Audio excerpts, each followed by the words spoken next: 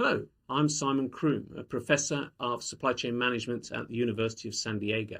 And this is part of a series of podcasts related to procurement strategy, and supplier evaluation. How do we choose suppliers? Well, a great way of starting is to think about the Furdos and DiMea classic sandcomb model. And I encourage you to read more about that or look at podcasts on the sandcomb model. But essentially what the sandcomb model says, there's a hierarchy of performance objectives, order winners, KPIs, however you want to call them, that when we're looking at how an organization improves performance, we have to start at the foundation with quality. Quality is very, very important. If you haven't got your processes in control and your products meeting specification, you can't really go anywhere. Trying to be quicker with bad products just isn't going to be of any strategic advantage. So we start with quality. Next becomes dependability. Dependability means doing what we say we're going to do. If I say I'm going to have this report to you on March the 1st, delivering it on March the 1st means I'm dependable. It might not be quick. It might be a short report. But if I say, look, given my schedule, you'll get it on March the 1st, I guarantee it, and I hit that guarantee all the time, that's dependable. Well, you can't do that if your quality is not in control, if your process is not in control. The Sandcomb model then tells us that once you've got your quality and your dependability in place, you can perhaps focus on being quick. You can perhaps start to deliver that Amazon Prime, the next day delivery, same day delivery, 4-hour delivery. Once we've got control over the speed that we want, we can start to give choices, different product mixes, different volumes, different delivery times, different ways of meeting the customer's explicit needs. That's called flexibility. And then finally, cost. Cost is a consequence. It's a result of how we perform in our operations. So given that there is a hierarchy of operations objectives, of performance objectives, we need to understand something about the performance objectives that are important to any particular product that we're purchasing or group of products that we're purchasing.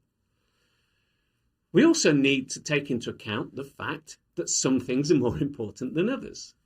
And they're more important than others because, up here, the strategic items, very high financial impact. We spend a lot of money. It has an impact on our income generation. It's a high touch item for most of our customers. Also, it's high risk. So the two axes are, financial impact of a purchase and the risk of that purchase. And this product portfolio will be very familiar to anybody in procurement. It's been around since Peter Kraujic's article in the mid-1980s, saying that purchasing should become supply management. And what he said was low impact, low risk items, they're fairly routine. Low impact in terms of finance, but high risk, they can be a real problem because it's not a lot of money, but they could disrupt supply. One example of this was how toilet paper became a bottleneck item for many organizations. It was in short supply in early 2020 due to COVID. And so if you haven't got toilet paper, you can't run your organization, but it's not particularly expensive. Strategic items are those items that are pretty risky. There may be only one supplier, you may be a small customer, but you spend a lot of your money on it. And then leveraged items are those where you spend a lot of money, but there may be many suppliers, it may be low risk. That's a leverage item. We treat them differently. One of the things that we've seen in the last decade or so has been the advent of electronic procurement that has enabled us to automate clerical processes and link directly to suppliers. If you will, your own in-house shopping portal like Amazon or eBay or Google. And so this means that when we look at our portfolio of purchases, we can automate a lot of the standard low risk, low impact purchases so that users can go directly online, click I need, for example, I need a banner or I need a supply of legal pads, click, and that's it. There is very little touch in the process. It's all really automated. When we look at the leverage items, well, this is an area where we may see that procurement get involved in negotiating the contracts, and then the day-to-day operation is managed by technical staff. For example, MRO, maintenance, repair and operating supplies in facilities. We may see that for the bottleneck items, it's really the job of procurement to take on total responsibility, because it's low financial impact. Probably no internal department really cares too much about it, but the risk is quite high for the organisation, so we need good controls over it.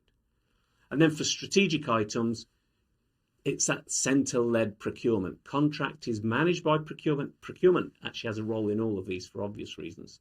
But the technical expertise from facilities or from IT or from media or from engineering needs to have a powerful voice as well, so that we make sure that we're addressing both the contractual and business needs and the operational and technical needs. So that leads us on to think, well, what constitutes a good supplier?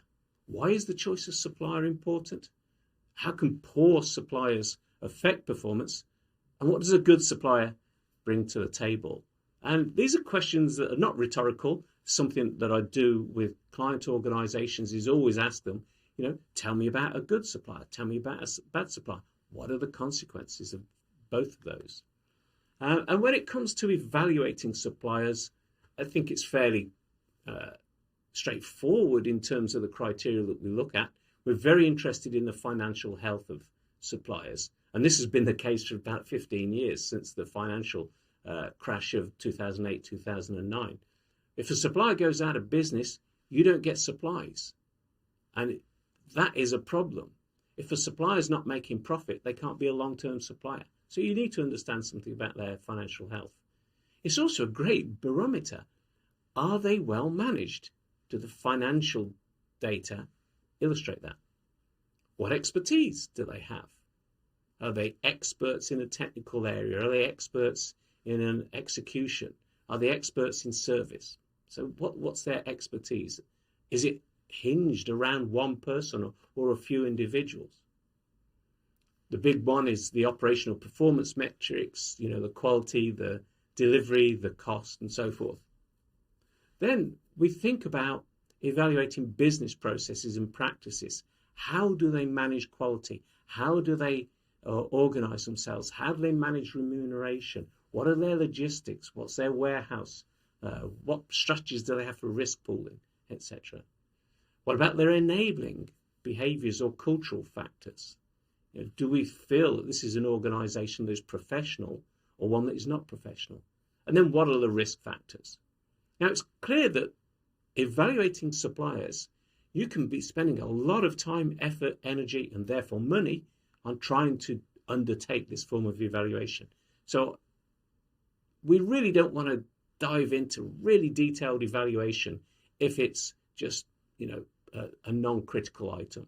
So in order to evaluate if a supplier's in good financial health, maybe look at some of these data, sales, profitability, liquidity, return on investment, debt ratio, and particularly transparency of finances. We may want to outsource this. We may want to use a brokerage. We may want to use a third party to provide that information.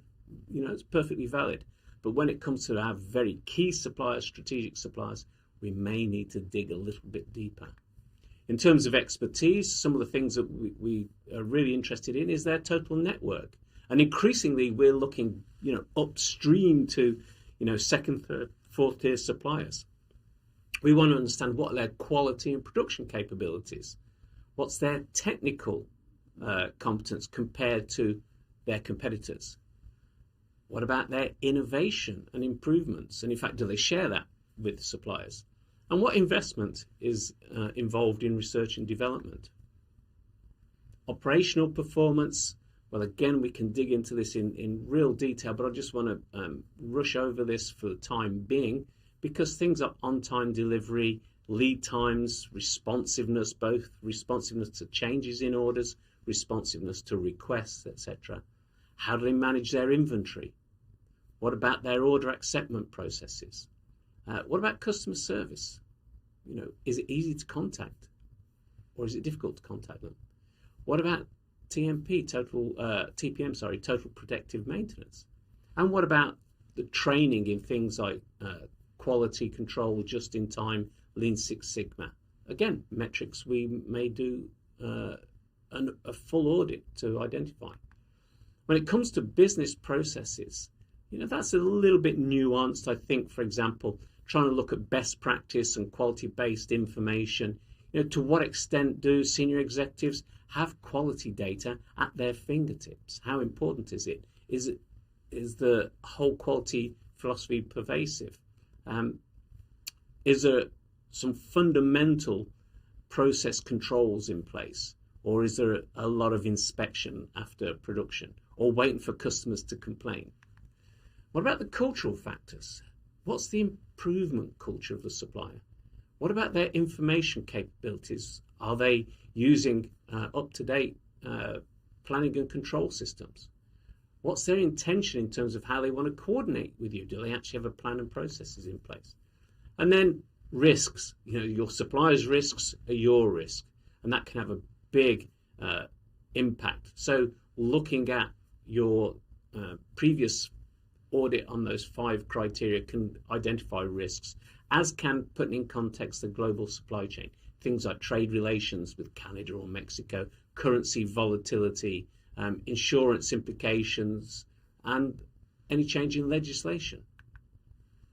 So let's now move on to evaluating suppliers.